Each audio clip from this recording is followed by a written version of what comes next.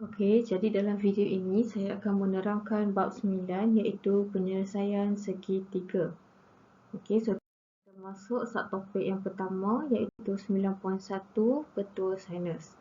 Okey, so apa itu petua sinus? Okey, so dalam bab ini dia melibatkan segitiga sahaja.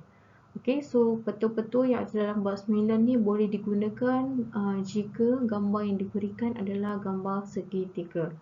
Okey, so ini adalah segitiga yang mana A di sini adalah sudut dan A yang kecil ini adalah panjang sisi. Okey, sama juga dengan B. B yang kecil adalah panjang sisi dan B yang besar ni adalah sudut. Sudut di sini dilabelkan sebagai B. Okey, begitu juga dengan C. So C adalah panjang sisi dan C besar adalah sudut di kawasan sini. Okey, so apa itu petua sinus? So petua sinus ni kita boleh tulis dua kaedah lah. Okey, so kaedah yang pertama kita letakkan sebagai panjang sisi di bahagian atas. Okey, so petua sinus A per sin A. Okey, so yang mana kita tahu A adalah panjang sisi. Okey, yang bertentangan dengan panjang sisi adalah sudut A. So kat sini formula dia A panjang sisi untuk A bahagikan dengan sin A. Maksudnya A ni adalah sudut A. Okey, sama dengan sama dengan B perkan dengan sin B. Maksudnya sudut B sama dengan sisi B. Okey, so betul sama dengan C perkan dengan sin C. Okey, yang mana semua dekat atas adalah sisi bahagikan dengan sin sudut yang bertentangan dengan sisi tu. Okey, ataupun petua sinus juga boleh ditulis sebagai sudut dekat atas, sisi dekat bawah. Okey, so sin A perkan dengan sisi A. Okey, sama dengan sin B perkan dengan sisi B sama dengan sin C perkan dengan C.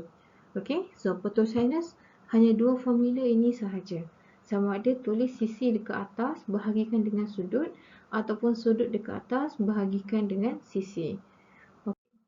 So kita tengok contoh. Okey, contoh satu ni saya ambil daripada buku teks. Jadi dia suruh tulis petua sinus yang menghubungkan sisi dan sudut bagi segitiga yang berikut. So, sudut kat sini adalah F huruf besar, E huruf besar dan juga D huruf besar.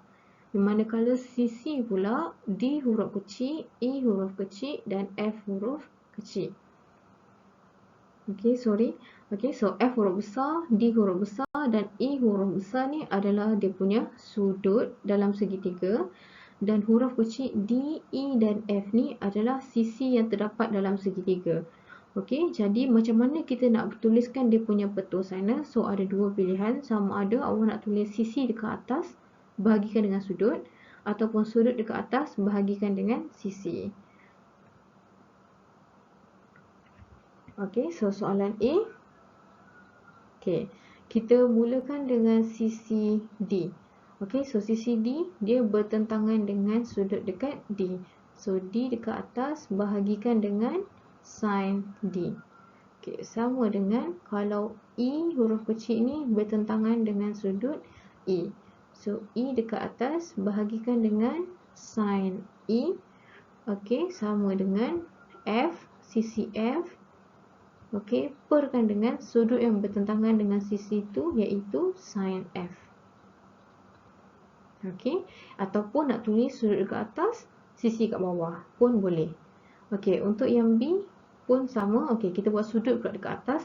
So, sudut kat sini saya mula dengan K. Okey, so maksudnya saya tulis kat sini sin K bahagikan dengan sisi yang bertentangan dengan sudut tu iaitu K. So, tulis K kat sini. Okey, sama dengan sin H bahagikan dengan sudut H bertentangan dengan sisi H. So H kat sini dan juga untuk sin J. Okey, sudut J bertentangan dengan sisi J. Okey, so ini adalah betul sinus. Okay, next. Okay, kita tengok contoh 2. Contoh dia suruh cari nilai. Kalau contoh 1 tadi, kita just tulis dia punya betul. Okay, so contoh 2 ni, dia suruh cari nilai yang tidak diketahui dalam segitiga. Okay, sekarang kita tengok, kita tahu betul untuk sinus adalah sama ada sisi bahagikan dengan sudut. Okay, sekarang dia suruh cari X kat sini. Maka X dekat sini adalah sisi. Okay, kita buat X sisi bahagikan dengan sudut. Sudut yang bertentangan dengan X ni adalah sin 48. So, kita tulis sini 48. Okay, so sin 48 sama dengan, okay, X kat sini adalah sisi. Maka yang belah kanan ni pun kita akan letak sisi. Okay, so sisi yang seterusnya adalah 14.3. Bahagikan dengan sin 80 darjah. Sebab 14.3 dia bertentangan dengan sudut 80. Lepas tu kita kirakan dia punya jawapan. Okey, so 14.3 bahagikan dengan sin 80. Kemudian darabkan dengan sin 48. Okey, so akan dapat jawapan dia 10.79 unit cm. Okey, ataupun kalau kawan awak tanya, cikgu boleh tak kalau saya tak buat X dekat belah kiri ni? Maksudnya dia nak tulis macam ni.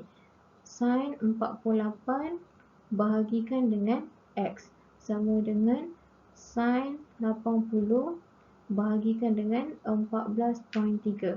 Okey, jawapannya bolehlah seperti yang kita tahu, betul sinus sama ada sisi ke atas bahagikan dengan sin sudut dekat bawah, ataupun sudut dekat atas bahagikan dengan sin dekat bawah. Okey. So next soalan yang B. Okey, so ni jawapan untuk A tadi 10.79. Okey, soalan yang B. Okey, dia suruh cari X. X kat sini adalah sudut. So kita tulis sudut dekat atas. Sudut mesti ada sin lah. Okey, so sin X bahagikan dengan, okey, sudut X dia bertentangan dengan sisi 7.05. Okey, sama dengan, okey, sedang belah kiri dah sudut, so belah kanan ni pun kena sudut lah.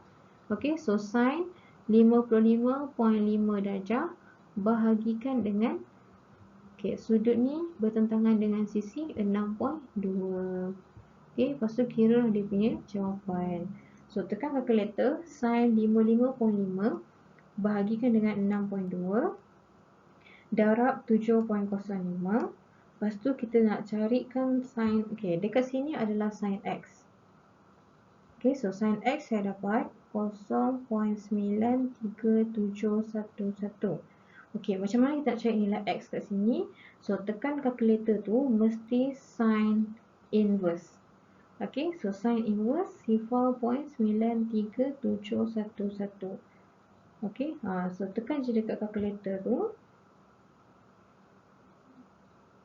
Sorry. Okay, so tekan kalkulator. Okay, shift sign.